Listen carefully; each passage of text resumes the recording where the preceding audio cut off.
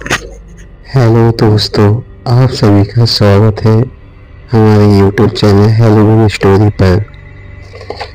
यह कहानी real incident पर है दिनेश की।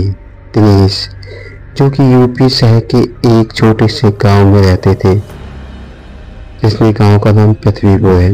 जो इस इलाके से संबंध रखते हैं उन्हें इस इलाके के बारे में सब कुछ पता है। इस जगह के बारे में दोस्तों, गांव की लाइफ आप सभी जानते हैं कैसी होती है। शहर के मुकाबले सुविधाएं बहुत कम होती हैं और कोई काम या व्यवसाय नहीं होता, इंडस्ट्री नहीं होती। सब कुछ खेती और पशु के कामों पर डिपेंड होते हैं। और वैसे भी ये घटना 1990 की है, जब तो गांव के इलाके बिल्कुल वीरान होते थे, सुनसान इलाका। रोड पे रात के वक्त 7 बजे सब घर सो जाते थे, खाना पीना खा के। उनका जो भी काम हुआ करता था वो सब शाम को ही निपटा लिया करते थे। यातायात के इतने साधन भी नहीं हुआ करते थे, फोन नाम की तो कोई चीज़ ही नहीं थी उस समय। तो दोस्तों, दिनेश की एक छोटी सी फैमिली है। उस फैमिली में उसके पिताजी और पत्नी और छोटे छोटे बच्चे थे। माँ का हाथ तो उसके सर पैर से छोटे से उठ गया था। परिवार में वो अकेले और परिवार की पूरी जिम्मेदारी उनके कंधों पर थी। मुश्किलों से मेहनत करके परिवार का पालन पोषण किया करते थे। दिनेश जो कि दूध का काम करते थे, उनके पास एक साइकिल थी जिसके पीछे वो दूध के कंटेनर डिब्बे जो लोहे के बने होते हैं वो रस्सी से बांधकर गांव गांव जाकर घर घर जाकर दूध इकट्ठा करते थे। और इकट्ठा करने के बाद उस दूध को शहर में जाकर किसी बड़ी डेयरी में बेच देते थे, जिससे उनका परिवार चलता था। दोस्तों, हर फील्ड में जब काम करता है इंसान तो कहीं न कभी तो दोस्ती कहीं ना कहीं उनकी हर किसी न किसी इंसान से हो जाती है। तो दिनेश की भी इस फील्ड में दोस्ती हो गई थी। उनके 4 दोस्त थे जो कि उनके पास के ही गांव के कुछ कुछ दूरी के गांव पे रहते थे। वह जब गांव से दूध इकट्ठा करके शहर के लिए जाया करते थे तो रास्ते में सभी लोग एक जगह पे मिल जाया करते थे, जहाँ पे वे एक दूसरे से काफ़ी हंसी मजाक और यहाँ वहाँ की बातें जैसे दोस्तों के बीच में होती है वो सब करते थे। ऐसे बातें करते करते वे शहर पहुंच जाया करते थे। शहर पहुंचने में अपने दूध वगैरह जो भी था बेच के और वापस घर के लिए रवाना हुआ करते थे। दोस्तों, जो दिनेश का गांव था वो जो 4 दोस्त थे वो मतलब दिनेश को मिला के 4 दोस्त थे, तो 3 दोस्त थे उनका गांव एक साथ था। और दिनेश का गांव मतलब जो नदी का एक पुल पड़ता है, नदी पड़ती है एक गांव क्रॉस करने के लिए, तो उनका रास्ता एक तरफ था। तो दिनेश इन सबसे मतलब अपने गांव जाने के लिए अलग हो जाया करते थे और वो लोग अपना इकट्ठा मतलब हंसी मजाक करते हुए अपने अपने रास्ते पे चला जाया करते थे और दिनेश को अकेला गांव आना पड़ता था। तो एक दिन इन सबको काम करते करते काफी टाइम हो गया, मतलब दूध इकट्ठा करते करते काफी टाइम हो गया। बारिश का मौसम था तो समय का पता नहीं चला कि समय कितना क्या हो गया।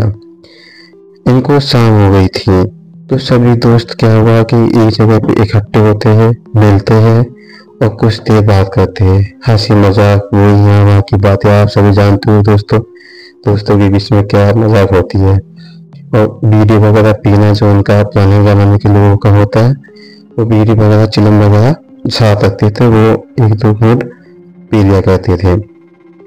और जब उनकी वहाँ पे बातें खत्म हुई तो सब अपने अपने घर के लिए निकल पड़े और दिनेश भी अपने घर के लिए रवाना हो पड़ा।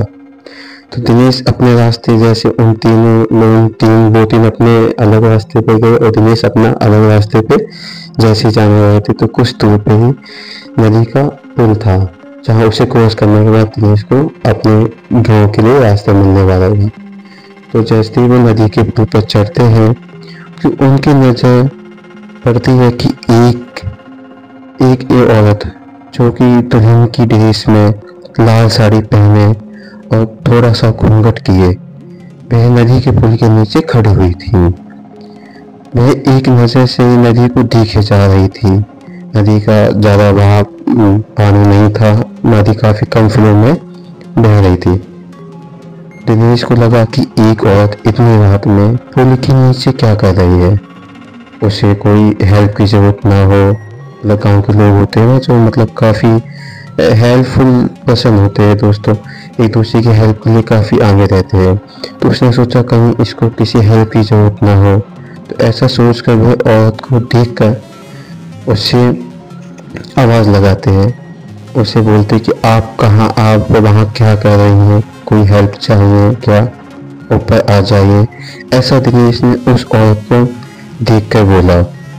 आवाज़ सुनकर वह औरत दिनेश की तरफ बड़े प्यार से देखती है और हल्की और मधुर आवाज़ से बोलती है कि मेरी गाड़ी छूट गई है। इंतजार करते करते मैं थक गई और यहाँ पर आ गई। आप नीचे आकर मुझे पता बता सकते हैं। दिनेश ने यह सुना तो वह बोला कि देखो मेरी दोस्त की गाड़ी है, मैं उसको छोड़कर नदी नहीं आ सकता, आप ऊपर आ जाए, मैं आपकी हेल्प कर दूंगा।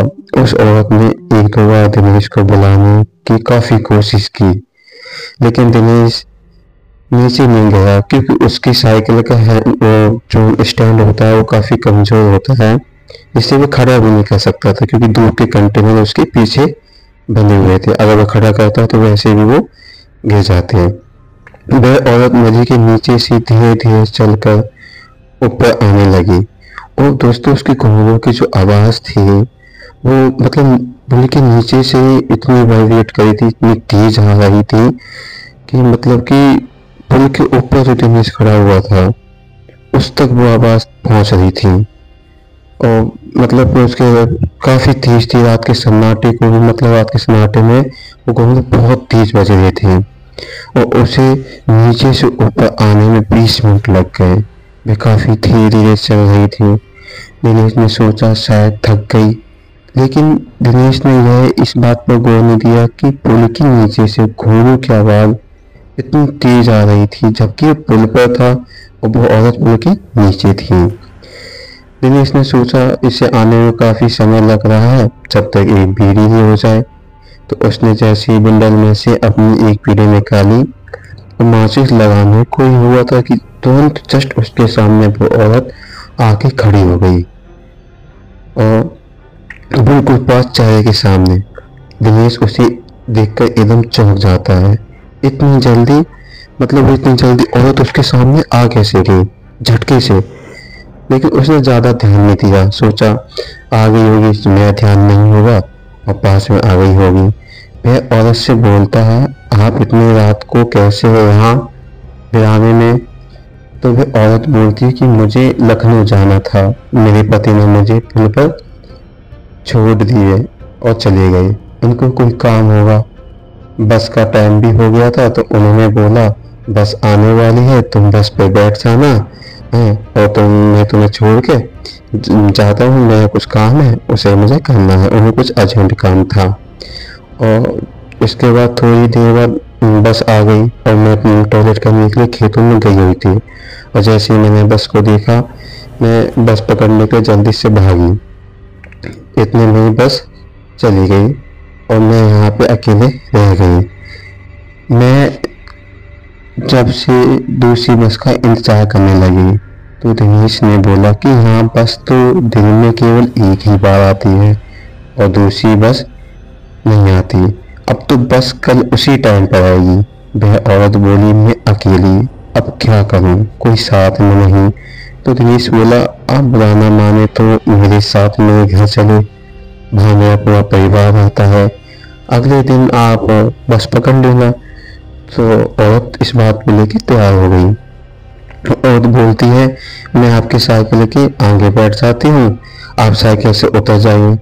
तो दिनेश बोला मेरी साइकिल के पीछे तो डिब्बे है और आगे मैं किसी को बैठाता नहीं हूँ, एक काम करते कि पैदल ही साथ चलते हैं, कुछ दूर पर गांव है। और तो बोलती ठीक है, ऐसा ही कहते हैं।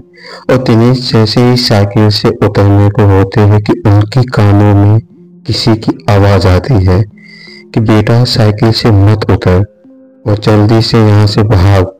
तो जिसे एक आम औरत समझता है वह औरत नहीं है, वह तो एक चुड़ैल है। ये सुनकर दिनेश काफी डर जाता है, उसके पैर कांपने लग जाते हैं। दिनेश की कपकपी छूट जाती है, दिमाग काम नहीं करता।